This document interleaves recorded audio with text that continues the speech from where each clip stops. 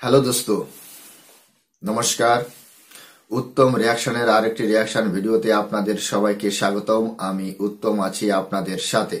বন্ধুরা, আজ যে ভিডিওটি নিয়ে আপনাদের মাঝে হাজির হয়েছি সেই ভিডিওটি নেওয়া হয়েছে মিলন দ্য এক্সপ্লোরার চ্যানেল থেকে। ভিডিওর টাইটেল হচ্ছে মাত্র 4 দিনে কলকাতা দখল, দ্রব্য মূল্যের ঊর্ধ্বগতি নিয়ন্ত্রণে ব্যর্থতা, ঢাকতেই কি যুদ্ধ খেলা। বন্ধুরা, আমরা জানি 5 আগস্টের পর থেকেই বাংলাদেশের অভ্যন্তরীণ যে সমস্যাগুলো সৃষ্টি হয়েছে তা থেকে এখনো পর্যন্ত বাংলাদেশ বেরিয়ে আসতে পারেনি। বাংলাদেশে চলছে সাম্প্রদায়িক হামলা, হিন্দুদের উপর প্রচুর পরিমাণে হামলা হচ্ছে, হিন্দুদের ব্যবসা বাণিজ্য, হিন্দুদের ঘর বাড়ি এবং জমি জায়গা সম্পদ সবকিছুই দখল করা হচ্ছে। হিন্দুদের ঘর থেকে গরু জোর করে নিয়ে যাওয়া হচ্ছে এবং তা সেখানেই কেটে ভাগ করে নিচ্ছে বাংলাদেশের মুসলমান। এইভাবে বিভিন্ন সাম্প্রদায়িক ঘটনা আমরা গত 4 মাসে দেখছি, এখনো ঘটছে। বাংলাদেশে বর্তমান সময় বাক স্বাধীনতা একদমই নেই। যে সমস্ত ব্যক্তিরা আগে বলতো যে শেখ হাসিনার সময় নাকি বাক স্বাধীনতা ছিল না, বাক স্বাধীনতা হরণ করেছিল স্বৈরাচারী শেখ হাসিনা, কিন্তু বর্তমান সময় যে ইউনিসের যে উপদেষ্টা রয়েছে তাদের ভয়ে বর্তমান সময় বাংলাদেশের মেইনস্ট্রিম মিডিয়া থেকে শুরু করে সর্বসাধারণ মানুষ কোনো কথা বলতে পারছে না। তাদের বাক স্বাধীনতা একদমই হরণ করা হয়েছে। তো দোস্ত, আমরা দেখেছি বিগত কয়েকদিন আগে বাংলাদেশের এক্স আর্মি ভারতকে হুঁশিয়ারি করছে যে আমরা 4 দিনে কলকাতা, ত্রিপুরা, আসাম দখল করে নেব, মাত্র 4 দিনে। আর এই বাংলাদেশের যে সিচুয়েশন বর্তমান সময়, বাজারের যে দ্রব্য মূল্য, সেসব নিয়ে এই ভিডিওতে কি কি আছে, কি সমস্যার কথা বলেছে এই চ্যানেল, তার সম্পর্কে জানতে হলে সম্পূর্ণ ভিডিওটি দেখতে হবে। আশা করি আপনারা আমার সাথে থাকবেন। চ্যানেলে নতুন হলে চ্যানেলটি সাবস্ক্রাইব করে বেল আইকন অন করে অল করে রাখবেন পরবর্তী ভিডিও নোটিফিকেশন পাওয়ার জন্য। অলরেডি যেসব বন্ধুরা চ্যানেলটি সাবস্ক্রাইব করে আমার ইউটিউব পরিবারের সদস্য হয়েছেন তাদের প্রতি রইল অসংখ্য ধন্যবাদ। ভিডিওটা ভালো লাগলে একটা লাইক করবেন, শেয়ার করে আপনার বন্ধুদের দেখার সুযোগ করে দিতে পারেন। কমেন্ট সেকশন লিখে অবশ্যই জানাতে পারেন আপনারা কোন ধরনের ভিডিওতে রিয়াকশন চান। আমি চেষ্টা করব সেই সব ভিডিও নিয়ে আসার জন্য। তাহলে চলুন বন্ধুরা, সময় নষ্ট না করে প্রথমে ভিডিওটা দেখি। ভিডিওর শেষে অবভিয়াসলি আমার ব্যাখ্যা থাকবে।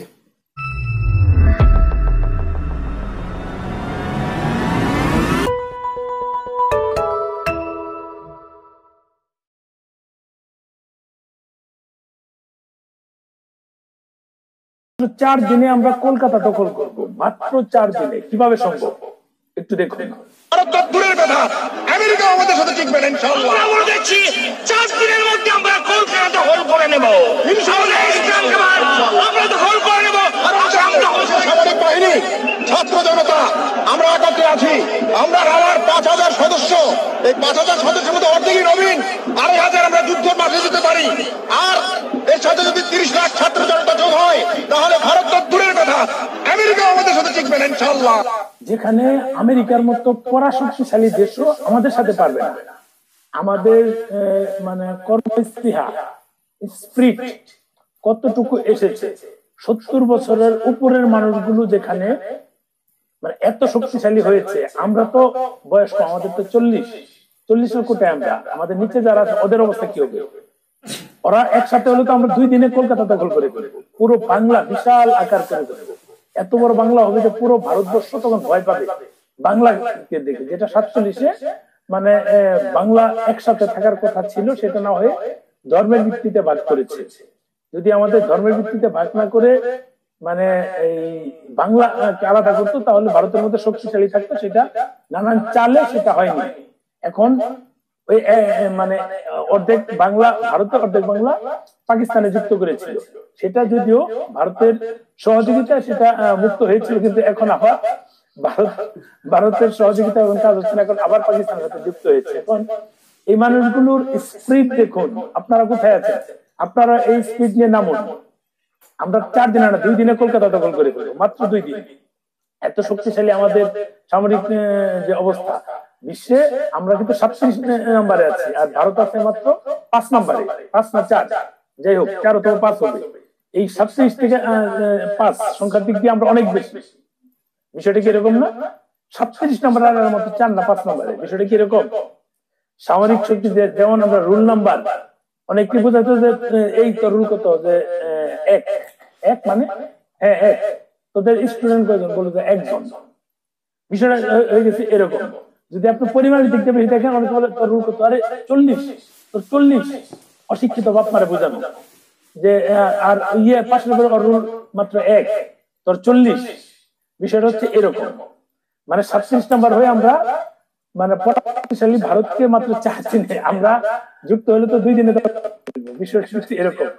মানে আমরা মানসিকভাবে কতটুকু বেকারগ্রস্ত হয়েছি, আমরা মানসিকভাবে কতটুকু অসুস্থ, আমরা মানসিকভাবে কতটুকু মানে এখান থেকে প্রায় 50 বছর পিছনে আছি, সেটা আমরা চিন্তা করি না। আমরা কি এতই আমাদের শক্তি, এতই শক্তিশালী আমরা? আমাদের কয়টা পারমাণবিক অস্ত্র আছে, বোমা আছে কয়টা? আমরা মানে কেউ কেউ কথা প্রসঙ্গে বলে যে ভারত যদি আমাদের 4 দিক দিয়ে ভারত, তারা যদি ওখানে বসে প্রস্রাব করে দেয়, বাংলাদেশ বন্যা হয়ে যাবে। কথাটা কটূক্তি বলে, এটা আমাদের খুব খারাপ লাগে শুনতে। এই খারাপ কথাগুলো তো এই মানুষদের, এই পাগলদের কারণে হয়।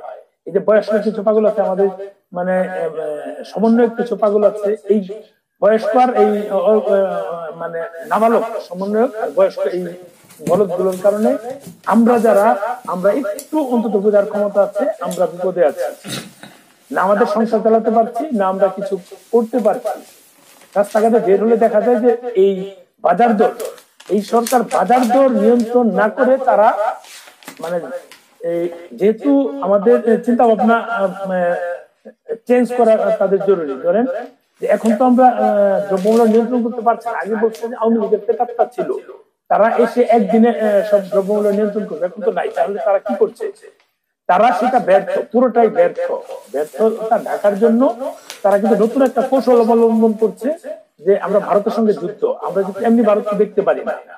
এই সুযোগটা কাজে লাগাতে চান, যেমন ঢাকা না দিল্লি, এটা কিন্তু এখনো স্লোগান চলছে। এই নানা স্লোগানের কারণে কিন্তু মানে এখন যেটা হচ্ছে, এইসব নিয়ে কিন্তু আমাদের রাস্তায় আমরা কেন নেমেছিলাম, এই যে একটা বিষয় যে আওয়ামী লীগের একটা বড় দুর্নীতি ছিল, সেইটাকে পুঁজি করে সাধারণ জনগণ যে একটা মিথ্যে মেসেজ দেওয়া। যেমন আরেকটা যদি হয় যে ভারতের 26 লক্ষ লোক যদি তারাই দেয়, আমাদের আসিফ সার যদি তারাই দেয়, তাহলে তো আমাদের এখানে যে কর্মসংস্থানের একটা বড় সুযোগ হতো, সেটা তো হয়ে যেত। এখনো কেন তারাচ্ছে না? এটা কি বলবো, আমাদের মানে আমরা যা বলবো তাই সংবিধান লঙ্ঘন হয়ে যায়। অন্য দেশের পতাকা নষ্ট করবো বা অন্য দেশকে অসম্মান করবো, সেটা সংবিধান লঙ্ঘন হবে না। যাই বলবো সংবিধান লঙ্ঘন হবে। আমাদের দেখবেন তো কি পরিমাণ কমেন্টস আসে, এই লোকগুলো কমেন্টস করবে, মানে ভিডিও দেখার আগে কমেন্টস করবে, বাস দিয়ে দিবে, মানে মামলা দিয়ে দিবে, এই করবে সেই করবে, অনেক কিছু করে ফেলবে। এখন যেটা আমাদের দ্রব্যমূল্য নিয়ন্ত্রণ হচ্ছে না, আমরা ব্যাপক চাপে আছি, আমাদের ইনকাম বন্ধ, নট অনলি মি, এভরি পার্সনই কিন্তু এই অবস্থায় আছে।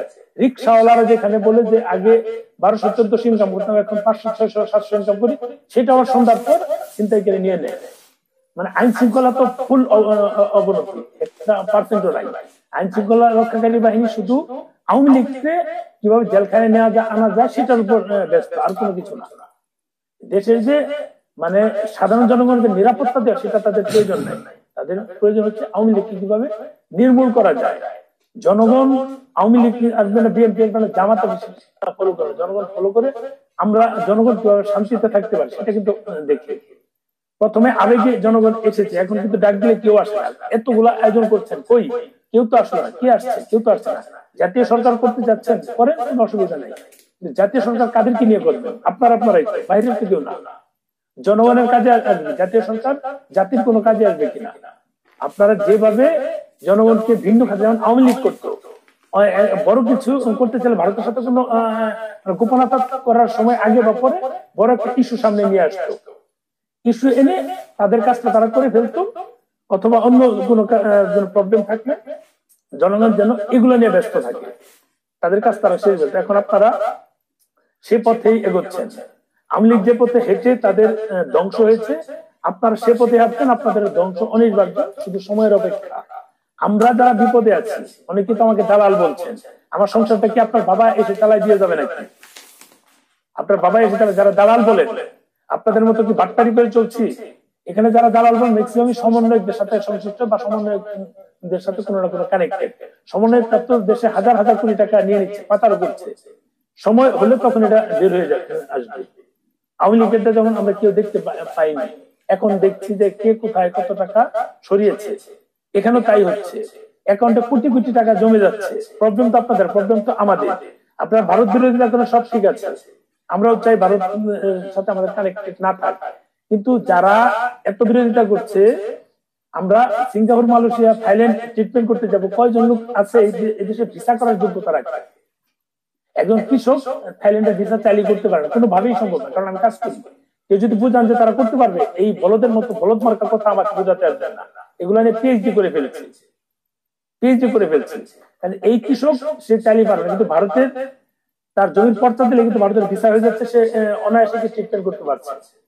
তার বাংলাদেশে যদি ট্রিটমেন্টের কোনো সুযোগ না থাকে, ভারতে যাচ্ছে, অথবা বাংলাদেশে যদি 10 লাখ থাকে, ভারতে 5 লাখে করতে পারে। কিন্তু এই ট্রিটমেন্টটাই থাইল্যান্ড গেলে আপনার 30-35 লাখ টাকা লাগবে। এই কৃষকগুলো কোথেকে করবে? এগুলো আগে বুঝতে হবে। আপনারা একটা মানে হজবরল অবস্থা নিয়ে মানে একটা পেজ বাজিয়ে দিয়ে আপনারা কেটে পড়লেন, দেশের মানুষ একটা গৃহযুদ্ধের দিকে চলে গেল, কারণ ঘরে খাবার নাই, যার ওখানে বেশি তার কাছ থেকে নিয়ে আসবে, যেমনটা এখনো হচ্ছে। যার ক্ষমতা আছে সেই কিন্তু খাচ্ছে। যারা এই সরকার থেকে সুবিধা নিচ্ছে, তাদের কিন্তু ডিফারেন্ট হিসাব। তারা এই সরকারকে চাচ্ছে দীর্ঘদিন থাক। এই সরকার তো দরকার হচ্ছে দ্রুত নির্বাচন দিয়ে তাদের গণতান্ত্রিক সরকারের কাছে ক্ষমতা হস্তান্তর করা। এটার কোনো বালাই নেই, কথাই নেই, প্রশ্ন নেই, কিছু নেই। আওয়ামী লীগকে নিয়ে নাচানাচি শুরু করেছে, এই ইসকন নিয়ে নাচানাচি শুরু করছে। দোস্ত, ভিডিওটি এখানেই শেষ হয়েছে, দেখতে পেলাম। প্রথম কথা হচ্ছে, ভারত বিশ্বের 4র্থ সামরিক শক্তি, 5 নয়, বিশ্বের 4র্থ সামরিক শক্তি। বাংলাদেশ 37তম বিশ্বের সামরিক শক্তি। কলকাতা দখল 4 দিনে, আদৌ কি সম্ভব? মাত্র 4 দিনে কলকাতা দখল করলো বাংলাদেশিরা। আমরা তো এখন বাংলাদেশের অধীনে। ত্রিপুরা, আসাম, পশ্চিমবঙ্গ বর্তমান সময় বাংলাদেশিদের দখলে।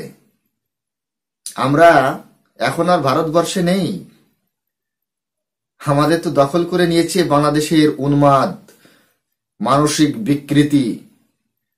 এদেরকে বাংলাদেশের জনগণ কিভাবে এই খোলা হাওয়া আর খোলা রাস্তায় ছেড়ে রেখেছে, সেটাই আমি বুঝতে পারছি না। বাংলাদেশের পাবনা কি হারিয়ে গেছে ম্যাপ থেকে? এদেরকে সম্পূর্ণরূপে পাবনায় ভর্তি করে রাখুন, এদেরকে শিকল দিয়ে বেঁধে রাখুন। এরাই বাংলাদেশের দুশ্মন, এরাই বাংলাদেশের শত্রু, এরাই বাংলাদেশের জনগণের শত্রু, ভারতের শত্রু নয়। তারা যে কি বলছে, গাঁজা খেয়ে, আফিম খেয়ে, যত প্রকার নেশা করা মানে দ্রব্য রয়েছে, সেগুলো পান করে খেয়ে এসে রাস্তায় উন্মাদের মতো প্রলাপ বকছে। 4 দিনে কলকাতা দখল করে নেব। ত্রিপুরা দখল করে নেব, আসাম দখল করে নেব, উড়িষ্যা, বিহার আমাদের লাগবে। আয় আয় কুত্তার বাচ্চা, আয়, তোর বাপের তা। হ্যাঁ, ওই যে বাংলাদেশ যেটুক আছে না, ওটুকু কিন্তু ভারতের জমি, ওটুকু ভারতের জমি, তোর বাপের, তোদের বাপের নাকি রে? হ্যাঁ, দখল করে নেব। উন্মাদের মতো বকাবকি করিস, গাঁজা খেয়ে আসো। হ্যাঁ, গাঁজা খেয়ে আসো, গাঁজা খেয়ে আসো নাকি? এত নেশা করো কেন? একটু কম করো নেশা, একটু কম। আর মিলন বাবু, আপনি বলছেন যে বাংলাদেশের কাছে কয়টা পারমাণবিক বোমা আছে। বোমা থাকলেও একটা বোমাও ভারতের উপর ফেলার সাহস থাকতো না। ভারত বিশাল বড় ভূখণ্ড, ভারতের এক কোনায় যদি একটা বোমা পড়ে তাতে ভারত মিটবে না, কিন্তু বাংলাদেশের যদি কোথাও যদি একটা বোমা বসে তাতে তো আমাদেরও ক্ষতি। আমাদের সীমানায় তার রেডিয়েশন আসবে। এতটুকু একটা জমি আপনাদের, যে একটা পারমাণবিক বোমা সহ্য করতে পারবে না। আপনারা কি পারমাণবিক বোমা মেরে বেঁচে থাকতেন? আপনাদের দেশটাই থাকবে না। পাকিস্তানের কাছে আছে না বোমা, মারতে পারছে ভারতের উপর। তারা জানে যে আমরা একটা মারলে 10টা। আর আপনারা বুঝতেও পারবেন না পারমাণবিক বোমা কোথা থেকে আপনাদের দেশে যে পড়বে। জল থেকে, হাওয়া থেকে এবং জমিন থেকে, স্থল, আকাশ আর সমুদ্র, এই 3 জায়গা থেকেই ভারত পারমাণবিক বোমা অ্যাটাক করতে পারে, সেরকম শক্তি আছে। আমাদের কাছে নিউক্লিয়ার সাবমেরিন আছে, আমাদের কাছে নিউক্লিয়ার এয়ারক্রাফট আছে, আমাদের কাছে এমনি স্থল থেকেও আমরা মিসাইল মারতে পারি, সেই রকম ক্ষমতার মিসাইল আমাদের কাছে আছে। আপনারা কি আবল তাবল বকছেন? আপনাদের যে দেশে যারা এই যে উন্মাদ রয়েছে, এদেরকে বেঁধে রাখুন। এদের জন্য 2 দেশের সম্পর্ক নষ্ট হচ্ছে। এই ইউনুসকে লাথি মেরে জেলে পাঠান। এই নাহিদ ফাইদ যারা আছে এদেরকে জেলে পাঠান। আপনারা টিকতে পারবেন না তো। ভারতের সাথে বৈরিতা করে আপনারা টিকতে পারবেন না, সেটা আপনারাও জানেন। কিন্তু আপনাদের যে লুঙ্গি বাহিনী রয়েছে না, তারা কলকাতা দখল করতে পারবে না। এই যে 2 উন্মাদ এক্স আর্মি বলছে 4 দিনে কলকাতা দখল করব, আয় শালা আয়। ভারতের মানুষ আঙুল চুষবে? ভারতের মানুষ কি লজেন্স খাবে নাকি? হ্যাঁ, ভারতে তো মানুষজন থাকে না। ভারতে তোদের মতো অমানুষ থাকে নাকি? তোদের মতো অমানুষ। আমরা যদি 1971 সালে বাংলাদেশ স্বাধীন করে দিতে পারি, তো আমরা এই বাংলাদেশ আবার দখলও করতে পারি। আর দখল করে বিশ্বের আইন আমাদের কিছুই করতে পারবে না। তার কারণ বিশ্ব আইন জানে যে এই ভূখণ্ড একসময় ভারতেরই ছিল। তো ভারত দখল করে নিয়েছে, নিজের করে নিয়েছে, তাতে বিশ্ব আইনে কিছু করতে পারবে না। কথাটা মাথায় রাখবেন। কিন্তু ভারত তোমাদেরকে ওই বোমা, নিউক্লিয়ার বম, যুদ্ধ, সৈনিক বা এই ধরনের কোনো কারবাই করবে না। ভারত মারবে কূটনৈতিক রাস্তা দিয়ে। ভারত মারবে কূটনৈতিক রাস্তা দিয়ে। সবে তো আপনারা চিল্লাচ্ছেন যে আপনাদের জল সীমানা থেকে 2টো ট্রলার নিয়ে চলে এসেছে, বোট নিয়ে চলে এসেছে, আর 79 জন গ্রেপ্তার হয়েছে। কোস্টগার্ড নিয়ে এসেছে, মানে ইন্ডিয়ান কোস্টগার্ড নিয়ে এসেছে যারা জেলে, তাদেরকে সমুদ্র থেকে। একটা কথা মনে রাখবেন, আপনারা বারবার বলেন না যে আপনাদের যে সাবরিন আছে, সেই সাবরিন আপনাদেরকে বের হতে দেয় না ভারত। ভারত মাত্র 2টো জাহাজ আন্দামান নিকোবরের ওখানে রাখবে আর এদিকে রাখবে উড়িষ্যার এদিকে। তো আপনাদের ওখানে কোনো জাহাজ ঢুকতে পারবে না, আপনাদের ওখানে কোনো জাহাজ ঢুকতে পারবে না, আপনারা না খেয়ে মারা যাবেন। কলকাতা তো দূরের কথা, যে আরাকান আর্মি আছে না, তাদের থেকেই বাঁচান আগে চট্টগ্রাম, বাঁচান। সবে তো নাপ নদীতে নাপতে মানা করেছে, এরপরে চট্টগ্রামে ঢুকতেও দেবে না, কথাটা মনে রাখবেন। ভারত তো দূরের কথা, আগে এই বিদ্রোহী গোষ্ঠী আছে না আরাকান আর্মি, এদের সাথে আগে শক্তি দেখান, তারপরে বুঝবো। তো দোস্ত, এই যে 4 দিনে কলকাতা দখল, এর কোনো ভ্যালু নেই, তার কারণ পাগলের প্রলাপ ছাড়া আর কিছুই নয়। এ সমস্ত উন্মাদ গাঁজা খেয়ে এসে আবল তাবল বকছে বাংলাদেশের রাস্তায়। তো আজকের ভিডিও সম্পর্কে আপনাদের কি মতামত সেটা আপনারা অবশ্যই কমেন্ট সেকশনে লিখে জানাবেন। চ্যানেলে নতুন হলে চ্যানেলটি সাবস্ক্রাইব করে বেল আইকন অন করে অল করে রাখবেন পরবর্তী ভিডিওর নোটিফিকেশন পাওয়ার জন্য। সবাই ভালো থাকুন, সুস্থ থাকুন, দেখা হচ্ছে নেক্সট রিয়াকশন ভিডিওতে। ততক্ষণ সবাইকে নমস্কার।